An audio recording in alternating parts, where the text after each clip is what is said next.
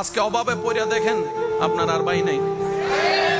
অনেক সময় তো বর্তমানে মাও নাই বাবাও নাই।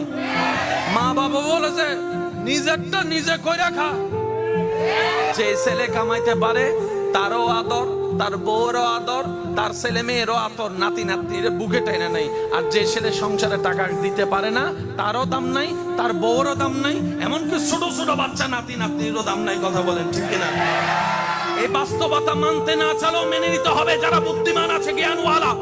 রব বলে যে দিলটা কাউকে দিস না যারা ভেঙে দিতে পারে, বরং দিলটা আমি রবের নামে ছেড়ে দে।